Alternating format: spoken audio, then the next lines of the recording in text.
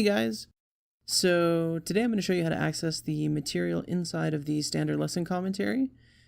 You've probably already activated your standard lesson commentary at logos.com/redeem, and you're probably wondering where to go from there.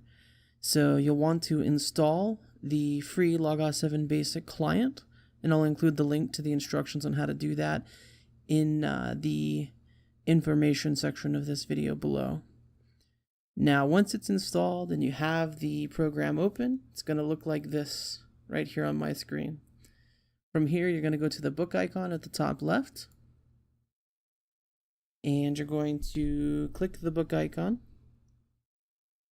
When you click the book icon, you're going to get the library, and you want to type in Standard Lesson Commentary.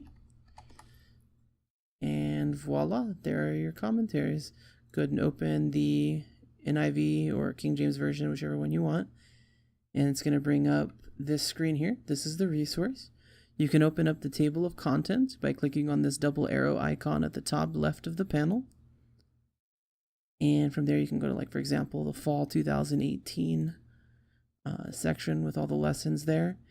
And if you're looking for the PowerPoint material, that's going to be right here at the introduction under the special features section.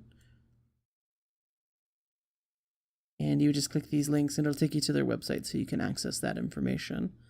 I hope that helps.